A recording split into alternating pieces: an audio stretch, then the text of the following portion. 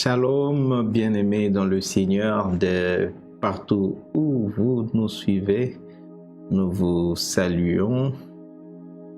Nous sommes très heureux d'être là en ce jeudi 24 septembre 2020, ensemble pour notre programme d'édification, notre programme d'étude de la parole de Dieu et d'enseignement.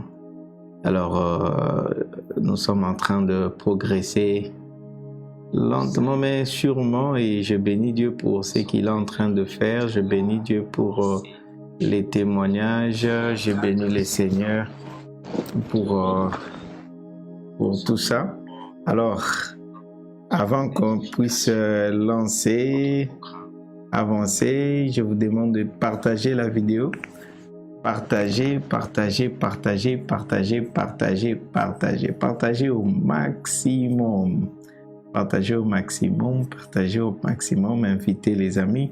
Alors, je salue Derek Susceptible Samou, je salue Maman Wiva, je salue Victor Loanzo, je salue, manifestez-vous, vous qui êtes en ligne. Je ne vois pas encore Maman Gertrude, je ne sais pas si elle est déjà connectée ou non parce que je ne vois pas. Je crois que c'est pas encore connecté. Alors, connectez-vous. Nous allons prier avant de pouvoir commencer. Seigneur, nous te rendons grâce et nous bénissons ton nom pour ces temps que tu nous accordes, ces temps d'enseignement. Merci de nous visiter, de nous parler dans le nom de Jésus. Amen. Alors, je salue mon frère Michel Glody Wambela, que Dieu te bénisse. Alors, merci d'être là. Alors, comme vous pouvez le constater dans l'intitulé, aujourd'hui nous clôturons sur le royaume des dieux. Alors, nous sommes en train de faire une récapitulation de cela, et pendant que je serai en train de récapituler, j'aimerais recevoir si pas des témoignages, des questions. Quelle est la partie qui vous a le plus marqué et quels sont les changements que vous avez constatés? J'aimerais plus recevoir les témoignages par rapport à cette première partie, le changement que vous avez remarqué dans votre vie, que vous avez, effectué dans tel aspect. Est-ce qu'il y a des choses qui ont vraiment changé? Et si vous avez des questions, peut-être d'éclaircissement sur ce qu'on a développé. Alors, je vous salue. Je salue Glody Mambou qui nous rejoint. Alors, partagez. Nous avons parlé, nous avons pris, je ne sais pas, ça nous a pris combien de semaines où nous étions en train de parler, définir le concept du royaume des dieux. Et nous avons dit que le royaume des dieux, quand la Bible dit dans Matthieu chapitre 6, le verset 33, cherchez premièrement le royaume de Dieu et sa justice. La Bible est en train de parler de quoi? La Bible parle de chercher premièrement la nature et le caractère de Dieu. Chercher premièrement le royaume de Dieu veut dire chercher premièrement la nature et le caractère de Dieu. Alors celui qui trouve ou celui qui trouve le royaume de Dieu, c'est-à-dire qui développe en lui la nature et les caractères de Dieu, celui-là devient, à agir comme Dieu, commence à parler comme Dieu, et il aura des résultats dans sa vie, les résultats d'un Dieu. Sans ça, la Bible dit, ne savez-vous pas que vous êtes de Dieu, mais vous mourrez comme des hommes. Ce n'est pas l'intention de Dieu que nous vivons comme des hommes. Ce n'est pas la volonté de Dieu que nous puissions mourir comme des hommes. La volonté de Dieu, c'est que nous sommes des hommes, oui, mais que nous vivions comme Dieu et que nous puissions mourir aussi comme Dieu, parce que nous avons cette possibilité-là et nous sommes créés à l'image de Dieu. Alors le royaume des dieux, nous avons dit que c'est ça fait partie du message que Jésus a prêché. Il a prêché sur le royaume. Alors, le terme, il y a trois concepts, le royaume de Dieu, le royaume des cieux et puis le royaume. Nous avons commencé par le royaume de Dieu qui est la nature et le caractère de Dieu. Après, le dimanche prochain, nous allons commencer maintenant le concept du royaume des cieux. Mais alors aujourd'hui, nous clôturons par brosser encore le royaume de Dieu qui est la nature et le caractère de Dieu. Alors, comme la Bible le dit dans Matthieu 6, le verset 33, cherchez premièrement le royaume et la justice, c'est-à-dire cherchez premièrement la nature et les caractères de Dieu, et toutes les autres choses vous seront données. Donc vous comprenez que c'est pourquoi on doit commencer par là. C'est lui qui développe la nature et les caractères de Dieu. Toutes les autres choses dont il a besoin pour la vie lui seront ajoutées. Pourquoi? Parce que Dieu ne peut pas manquer. Dieu ne peut pas manquer. Dieu ne peut pas manquer. Et Dieu a la parole qui crée. Dieu crée par sa parole. Donc, quand tu développes la nature de Dieu, même tes prières deviennent efficaces. Tes prières ne sont plus que des discours, mais tes prières deviennent des décrets divins. Des décrets divins, pour ne pas dire des ordonnances divines. Donc, quand tu déclares la chose, c'est fait. Pourquoi? Parce que tu as la nature et les caractères de Dieu. Et c'est comme ça, quand nous lisons en ce qui concerne le royaume de Dieu, c'est-à-dire la nature et les caractères de Dieu, Jésus est en train de parler dans les livres de Luc 17. Luc 17, je donnerai seulement quelques passages clés. Luc 17, parce que vous avez déjà tout ça dans le note. Luc 17, le verset 20 à 21, la Bible déclare ceci. Les pharisiens demandèrent à Jésus quand viendrait le royaume des dieux. Il parle bien du royaume des dieux. Il leur répondit, le royaume des dieux ne vient pas de manière à frapper les regards. On ne dira point il est ici ou il est là, car voici le royaume des dieux est au milieu de vous. Et c'était Jésus lui-même qui était au milieu d'eux, pour dire que c'est la nature même, c'est les caractères de Dieu, c'est la présence même de Dieu. Alors celui qui trouve le royaume de Dieu, il a trouvé la nature et les caractères de Dieu. Sa vie devient extraordinaire. Les surnaturels deviennent naturels et les naturels est vécu surnaturellement. Je répète cette phrase. Celui qui trouve le royaume de Dieu, c'est-à-dire la nature et les caractères de Dieu, dans sa vie, les surnaturels deviennent naturels. Et les naturels est vécu surnaturellement. Les surnaturels deviennent naturels et les naturels est vécu surnaturellement. Ça, c'est quand on a la nature et le caractère de Dieu.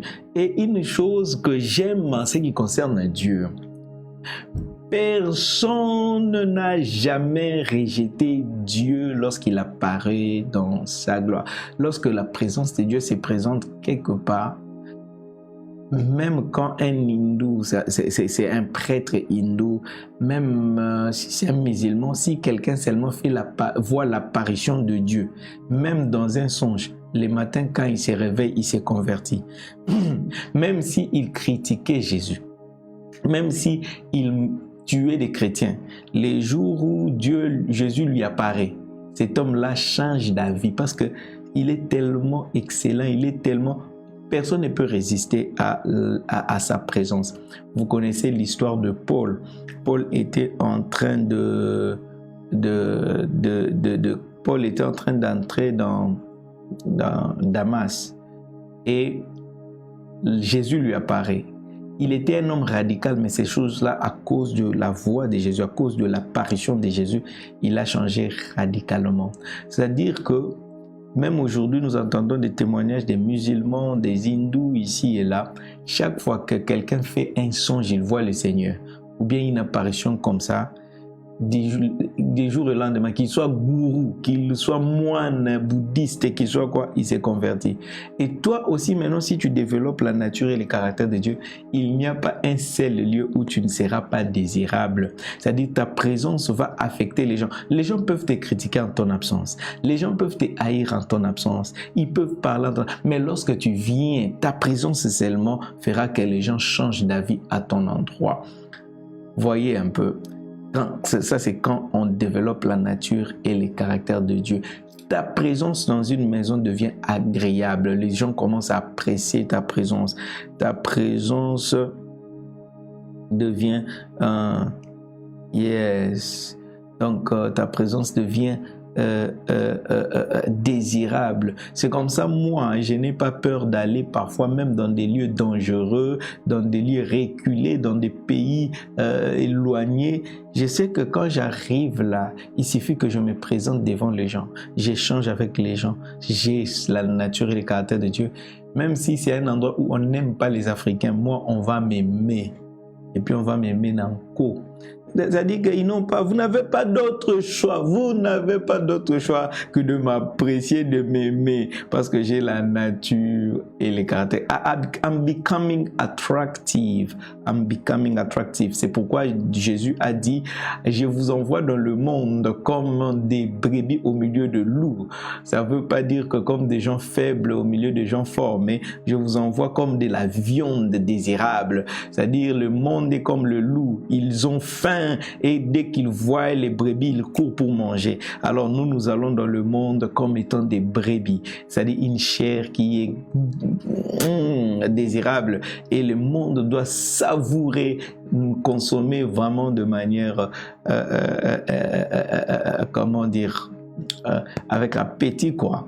Donc voilà le royaume de Dieu. C'est comme ça dans Romains 14, 17, il dit le royaume de Dieu ne consiste pas dans le manger et le boire, mais c'est la justice, la paix, la joie dans le Saint-Esprit. C'est-à-dire c'est une nature. C'est pas le manger, c'est pas le boire, c'est pas la maison, c'est la nature. Et c'est lui qui a cette nature-là devient semblable à Dieu. Et nous avons dit que le royaume de Dieu, c'est la présence même de Dieu qui est manifeste, qui travaille, qui impacte. Le royaume de Dieu maintient les choses. Le royaume de Dieu restaure la vie. Le royaume de Dieu ne change pas. Peu importe le lieu, peu importe même quand tu es aux États-Unis d'Amérique.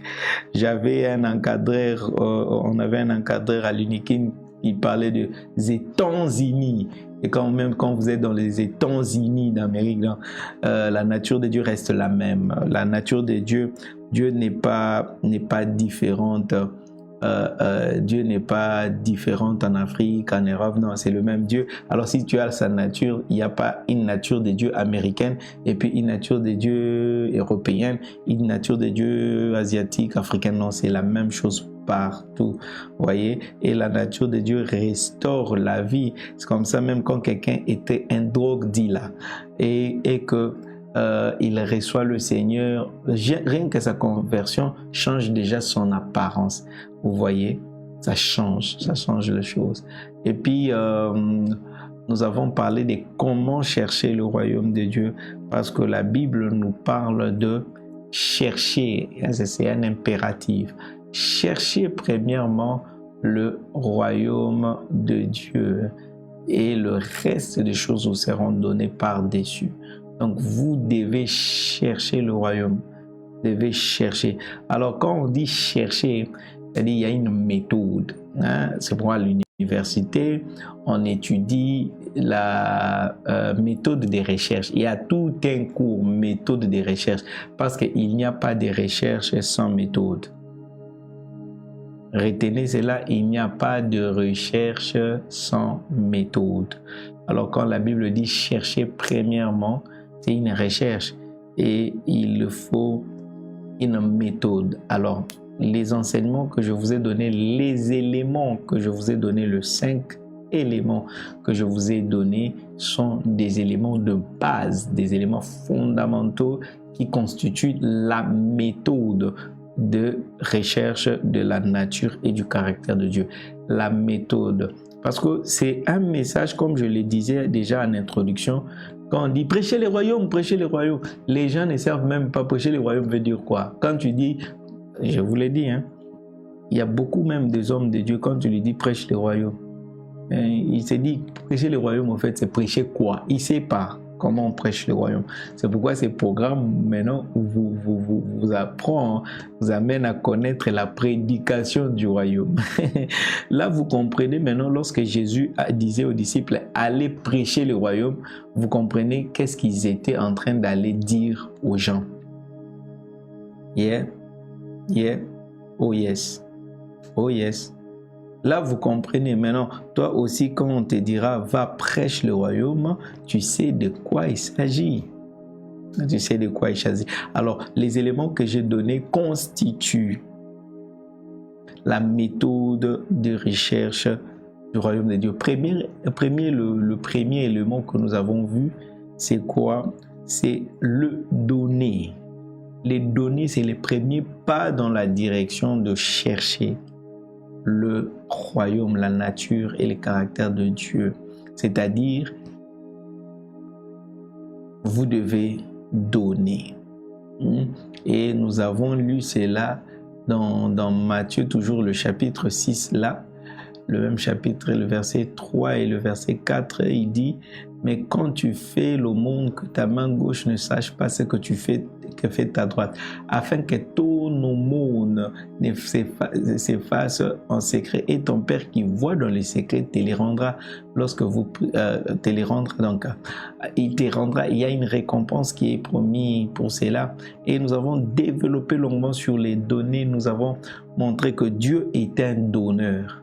Alors toi, tu ne peux pas prétendre avoir la nature et les caractères de Dieu si tu ne deviens pas un donneur, si tu n'es pas un donneur. Vous voyez un peu?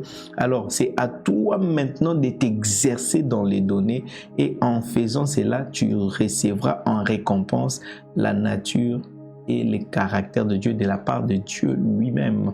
Et ces données-là, il faudrait le faire non pas selon toi, mais selon Dieu, selon la parole de Dieu. C'est pourquoi il y a tout un enseignement dans les Écritures sur les données. La première Église nous a donné une grande leçon en ce qui concerne les données.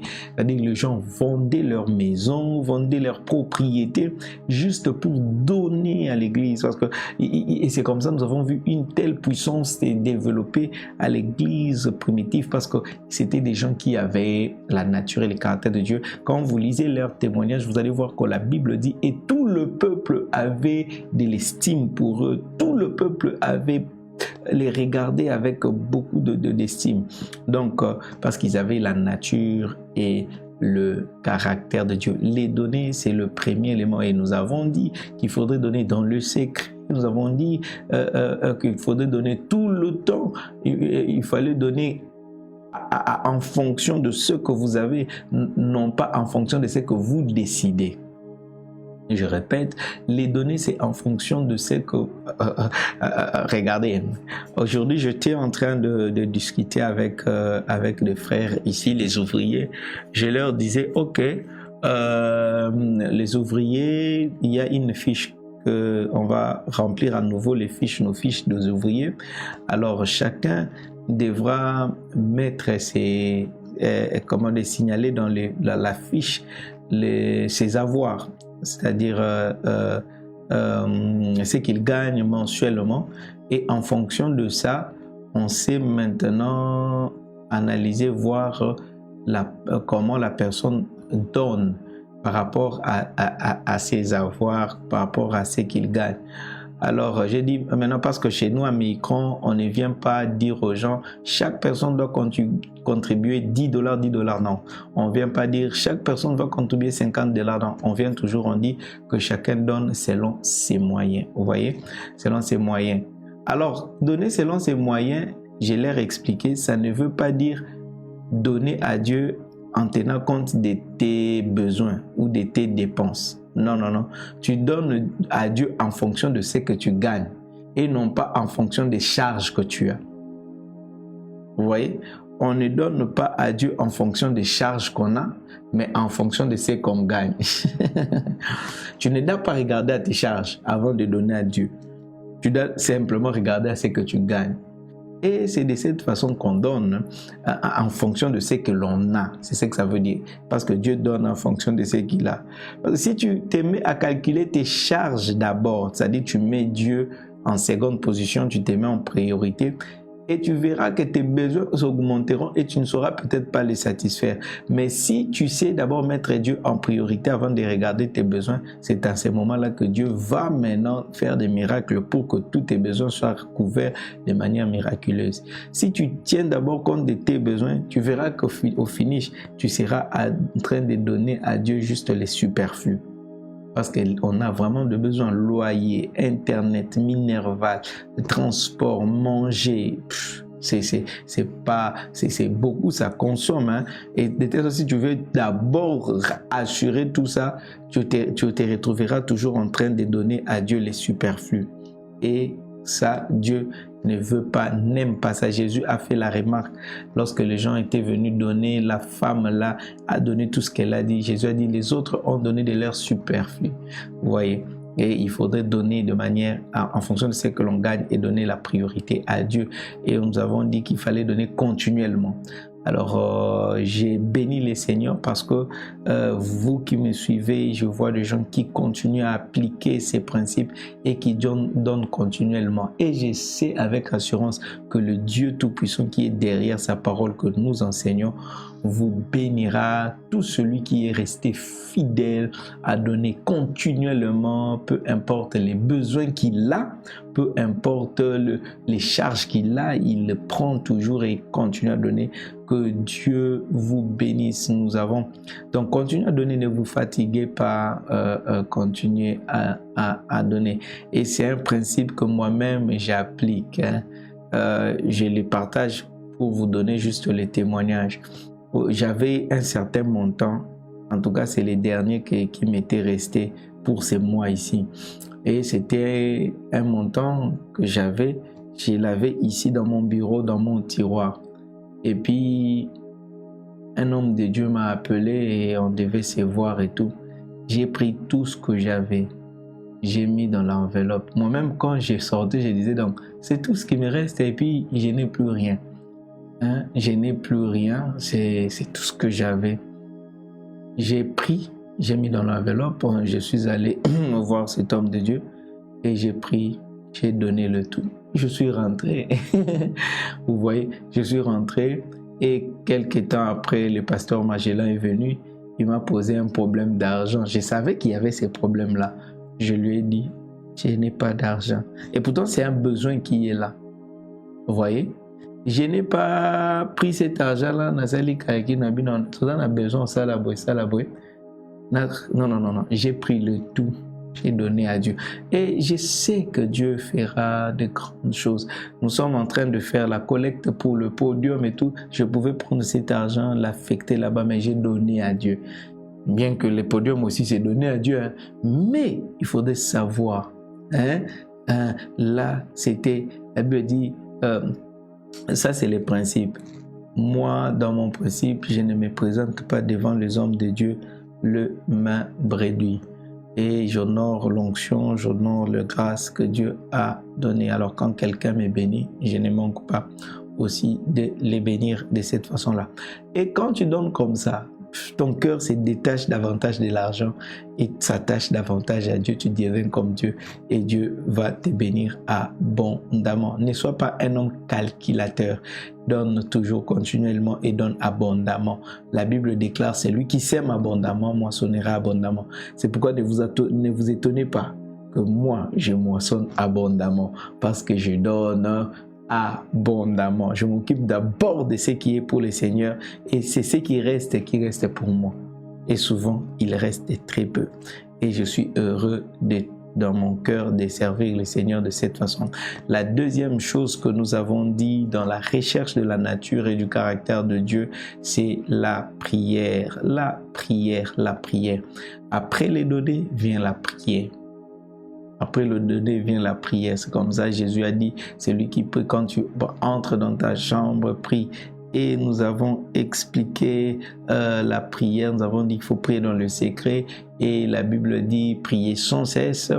Et la Bible nous montre comment la prière du juste a une grande efficacité. Nous voyons comment est-ce que nous avons expliqué comment est-ce que la prière est d'abord une activité individuelle. Nous avons longuement expliqué et nous avons expliqué le mécanisme de la prière.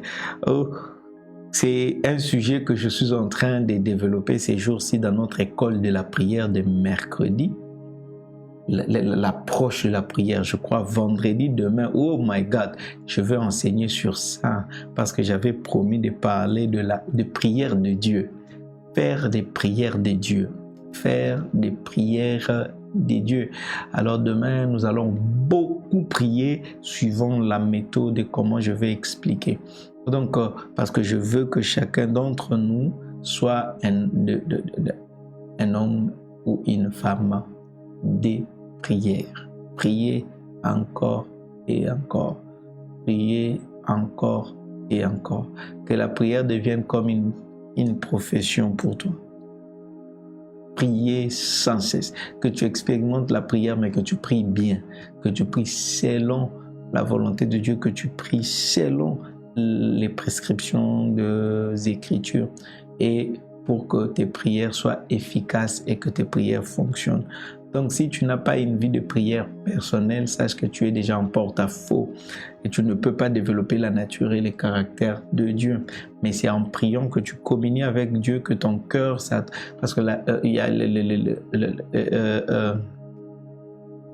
la Bible qui nous parle de comment est-ce que la compagnie affecte notre façon d'être et nos attitudes.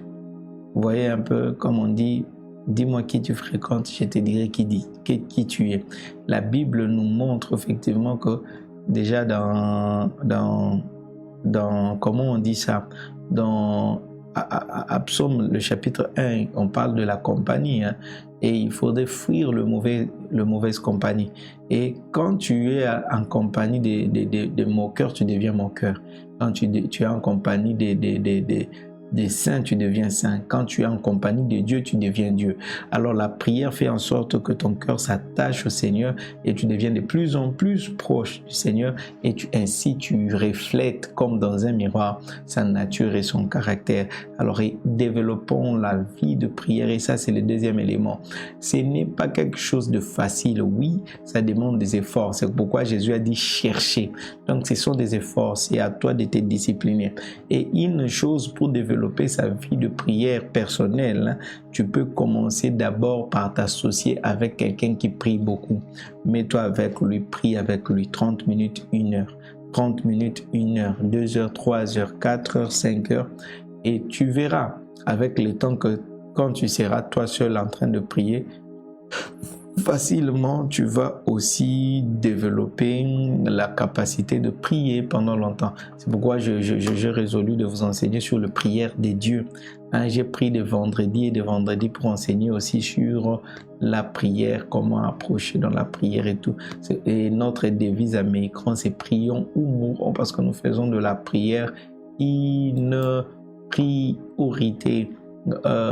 Et nous savons qu'en priant, nous développons la nature et le caractère de Dieu.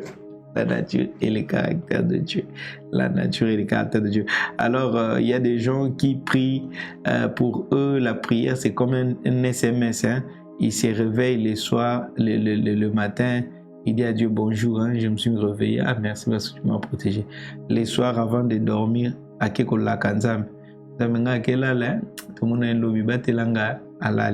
Donc, c'est tout ça, sa vie de prière. Assembelara, soit l'ingala, soit la mouki, et puis quelques minutes seulement.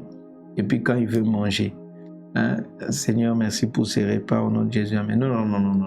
Il ne faut pas que ta vie de prière soit réduite juste comme ça. Apprends à prier, c'est pour ton bien, c'est pour ton bénéfice. Est-ce que vous me suivez? Alors, le troisième élément dont nous avons parlé, c'est le jeûne. Nous avons parlé de jeûne. Et nous avons expliqué que le jeûne, Jésus dit lorsque vous jeûnez. Il ne dit pas si vous jeûnez, parce que le jeûne n'est pas une option. Pour un enfant de Dieu, le jeûne n'est pas une option, mais c'est une obligation, c'est une contrainte. Tu dois jeûner. Et j'ai eu le temps d'expliquer sur le jeûne, comment jeûner. J'ai donné des stratégies et on a dit le jeûne, c'est priver de la nourriture. Les jeûnes, c'est pas parce que les gens ont mal interprété ces termes en disant non, moi je jeûne la télé. On peut pas jeûner la télé, mon ami.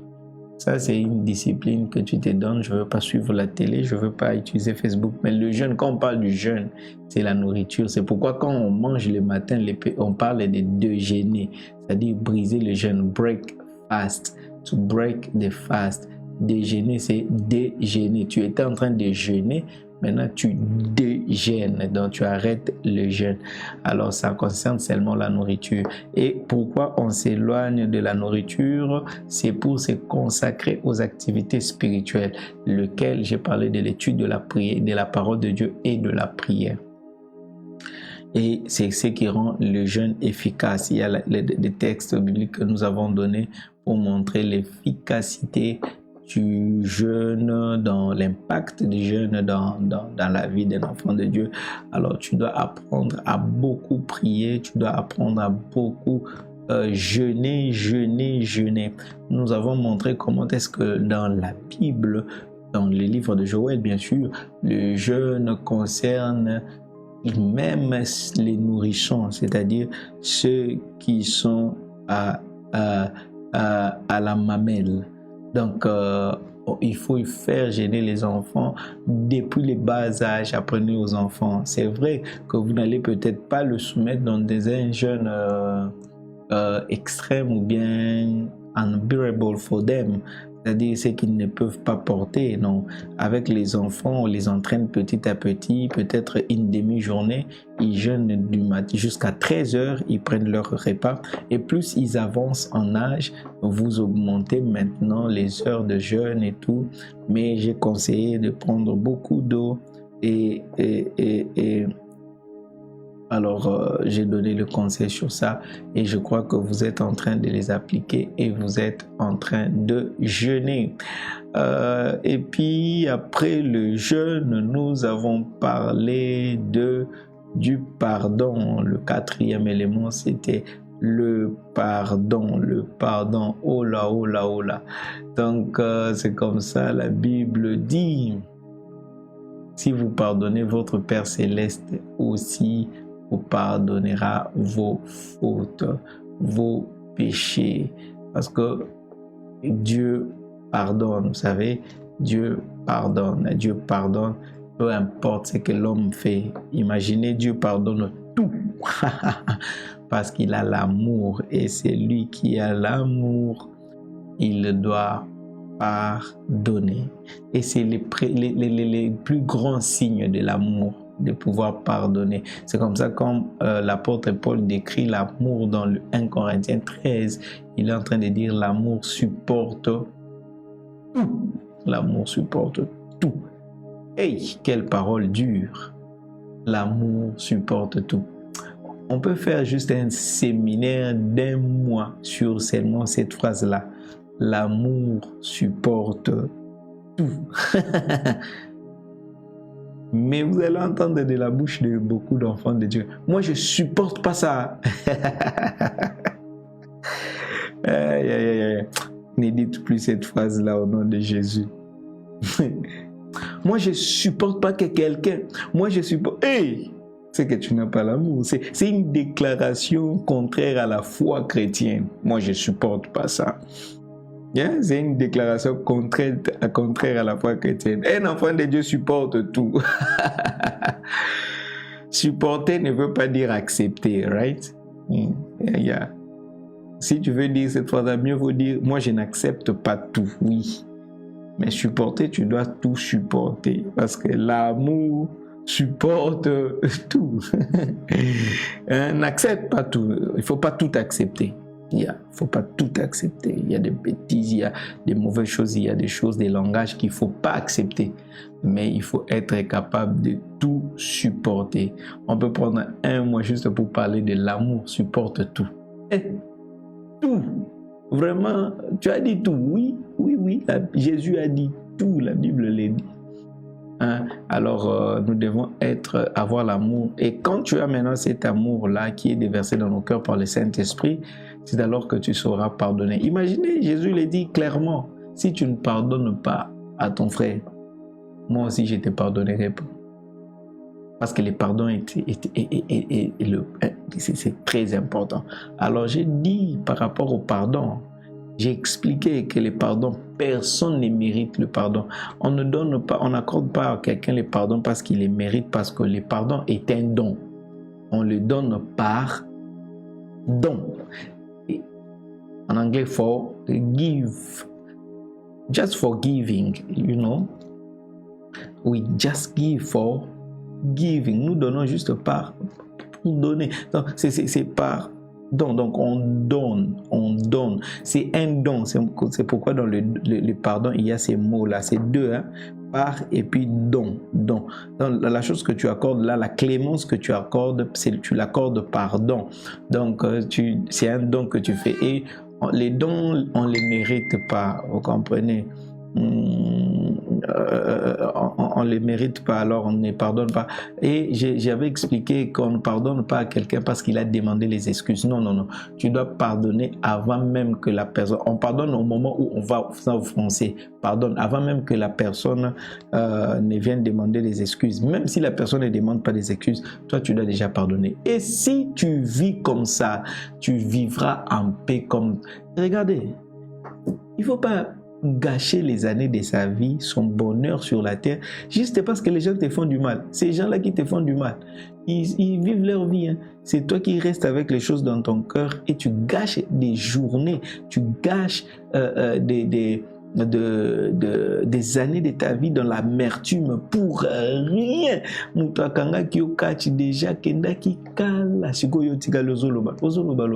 Tu vois un peu. Et donc quelqu'un peut t'offenser et oublier à continuer il continue sa vie, mais toi tu restes à souffrir pour quelque chose que quelqu'un même a oublié. Non, ne te soumets pas à ça, je ne te conseille pas. Pardonne. Et le pardon, il ne faut pas attendre que quelqu'un demande. Pardonne avant même que... Et ne cherche même pas des justifications pour que tu accordes les pardons à quelqu'un. Et j'ai expliqué les conséquences du manque de pardon. C'est très dramatique. Alors je vous conseille, vous qui n'avez pas suivi cela, de rentrer dans les enseignements passés pour suivre cela. Et ça, c'était le 4e pas, le pardon. Ça nous permet d'avoir la nature et le caractère de Dieu. Selon que la Bible dit dans Romains 5:8, alors que nous étions encore pécheurs, Christ est mort pour nous. Donc c'est très important. Et puis le dernier élément que nous avons donné en ce qui concerne la recherche de la nature et du caractère de Dieu, nous avons parlé du service. C'est-à-dire que Dieu nous a placés ici pour servir les hommes et pour servir Dieu. Alors nous servons Dieu en servant les hommes. Hein? Nous servons Dieu en servant les hommes d'abord. Et servir, j'ai parlé du servir, j'ai parlé des attitudes d'un serviteur, les attitudes à avoir pour servir, et j'ai développé cela et nous avons fini cela en montrant les points essentiels du service. C'était l'intercession, comment tu devras prier pour les gens pour qui tu sers, et c'est très important. Par exemple, peut-être que je suis en train de vous enseigner ici, je suis en train de vous servir, vous. Et ça me demande les sacrifices ça me demande, je n'exige rien, absolument rien de vous. C'est mon bonheur, c'est mon plaisir. Je cherche la nature et le caractère de Dieu. Vous voyez, Dieu nous sert. Dieu, le service est divin, le service est éternel, tu vois. Et nous avons lu les textes d'Apocalypse où la Bible dit les serviteurs, ses serviteurs les serviront et ils verront sa face. Donc il y a un don, une grâce que Dieu réserve pour ceux qui servent. Alors c'est mon plaisir de vous servir et d'être là, de passer de nuit, de journée à prier pour vous, de passer de nuit, de journée à écrire des enseignements pour venir vous servir, prendre des dispositions et tout le reste. Et je sais que mon Dieu me rendra, me récompensera et il me donnera la nature et le caractère de Dieu. Et je constate que chaque jour qui passe, je deviens de plus en plus heureux et je deviens de plus en plus joyeux. Comme vous pouvez le constater, les sourires ne quittent presque, ne quittent jamais mon visage. J'ai souri, et de plus en plus je deviens souriant, je deviens heureux, je me sens léger, je me sens bien. Alors les choses que je vous enseigne, ce ne sont pas des choses livresques, des choses des livres. No. I am that book. If it is a book, I am that one. If what I'm teaching you is are from a book, that means I am that book. Mais je vous dis, ce ne sont pas des choses qui viennent d'un livre. Si c'est un livre, alors je suis ces livres-là, une lettre que les hommes ont écrit de la part du Seigneur Jésus-Christ. Parce qu'il y a des gens qui m'ont aussi servi. Donc, je suis cette lettre de Dieu que vous pouvez lire. Et les choses que je vous dis sont vraies. Et je peux dire ce que Jésus a dit. Les paroles que je vous ai dites sont esprit et vie. Donc, ce sont des choses que je vis, que j'expérimente. Et je sais that it works. Ça marche, ça marche, ça marche. It works. Alors, change les années de ta vie. Tu ne sais pas aujourd'hui me dire combien d'années il te reste à vivre. You cannot tell. You see? You cannot tell how many years is left for you. How many years do you have to live till you die? You don't know. Et ça ne sert à rien de rendre les années qui te restent à vivre des années d'amertume, des années de douleur, des années de tristesse. Non, no need. Offre-toi le bonheur. Offre-toi la paix. Offre-toi la tranquillité. Offre-toi la faveur divine. En cherchant la nature et le caractère de Dieu, applique ces choses à la lettre. Applique ces choses à la lettre. I repeat it again. Apply these things in details. Apply them. Apply them. Please. Apply them. Applique ces choses. Tous les détails. Regarde, si if I were you, I will repeat it every day. I will watch every day. C'est-à-dire, I will download everything. Je veux télécharger toutes ces vidéos, les avoir dans un flash disk. Quand je m'assois dans mon salon, je le connecte. Et puis, bon, vous là-bas, pour ceux qui sont en Europe, vous avez des box, box. Vous connectez directement vos écrans avec YouTube et tout. Tu peux facilement suivre. Si j'étais vous, je répéterai ces choses chaque jour. Je les convertirai en audio. D'ailleurs, je veux ouvrir une chaîne, un podcast où je mettrai tous ces enseignements en audio. De telle sorte que tu peux mettre ça en audio dans tes écouteurs, tu écoutes. Dans ta voiture, quand tu vas au travail, tu réécoutes encore et encore. Dans tes oreilles, tu mets. Quand tu es à la maison, tu mets. Tu sais, quand tu te satures de ces choses-là, tu n'auras pas à fournir des efforts pour que tu les appliques, pour que tu les comprennes. Et ça va entrer en toi et ça deviendra, au fait, comme ta compagnie. Au fait, tu deviendras ce que tu entends. Tu deviendras ce que tu entends. Et entends-le régulièrement, écoute-le régulièrement. Tu vas voir que ça va t'affecter. Ne sois pas juste c'est-à-dire que tu écoutes comme ça une fois, comme je prêche comme ça, tu as suivi live et puis c'est fini, c'est resté là-bas. Non, non, non, non, non, non. You will not get the most of it. Hein? Tu n'auras pas à bénéficier de beaucoup. C'est-à-dire, there is a substance in these teachings. There is a spiritual substance, and all these substances are not limited in time. You know, they are not limited in time. They remain. They are eternal. And maybe today you are not. It does not affect you as it must. But when you repeat again and again, it will affect you completely. Donc c'est-à-dire pour tirer l'essentiel, the most of it. Donc la substance, il suffit pas d'écouter une fois, il suffit d'écouter parce que ce sont des choses spirituelles, c'est intemporel, c'est pas limité dans le temps. Hein? C'est encore la même onction est toujours là et ça va t'affecter. Tu verras que tu vas te rendre compte que tu deviens une autre personne. Tu vas te rendre compte que tu commences à expérimenter un bonheur, une joie que tu n'as pas eu les années passées. I'm telling you, brothers and sisters, I'm telling you, you will be happy, you will be blessed, you will be joyful. C'est-à-dire, tu vas expérimenter une joie, une paix. Les gens ne comprendront pas.